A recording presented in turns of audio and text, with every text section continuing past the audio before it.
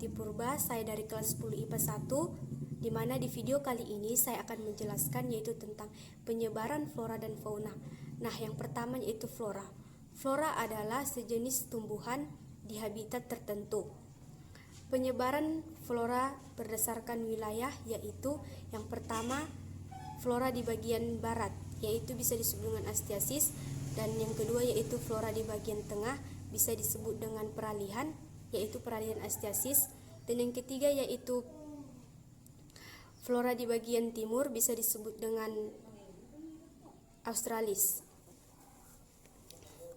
Sejak dulu penyebaran flora di Indonesia ini sangatlah beragam, sehingga kita dikenalkan dengan flora, dan banyak sekali faktor-faktor penyebaran flora di Indonesia ini, yaitu yang pertama karena tanah Indonesia yang sangat subur, dan yang kedua karena ketersediaan matahari, dan yang ketiga yaitu karena iklim tropis yang sangat stabil dan ekstrim, dan yang kedua yaitu fauna.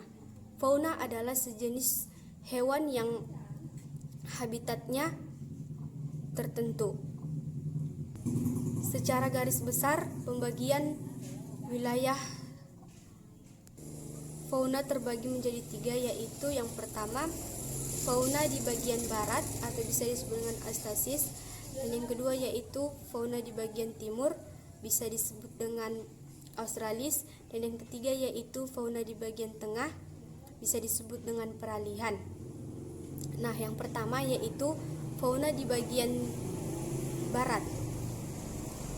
Fauna di bagian barat ini banyak sekali memiliki kemiripan di fauna Asia, dan memiliki ciri-ciri yaitu hewan yang berkantong, dan yang kedua bisa banyak sekali menemui jenis kera, dan yang ketiga yaitu mamalia yang memiliki tubuh yang cukup sangat besar, contoh seperti gajah, dan yang kedua yaitu fauna di bagian tengah.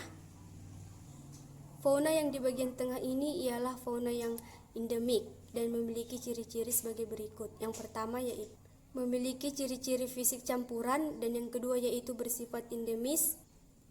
Contoh hewan yaitu komodo, dan yang ketiga yaitu fauna di bagian timur.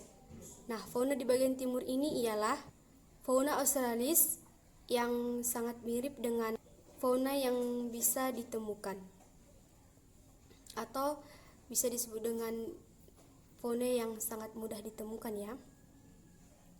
Dan dia memiliki ciri-ciri sebagai berikut, yaitu yang pertama mamalia yang memiliki tubuh relatif yang sangat kecil, dan yang kedua yaitu tidak bisa ditemukan kera, dan yang ketiga yaitu memiliki banyak hewan yang berkantong, contohnya seperti burung cendrawasih.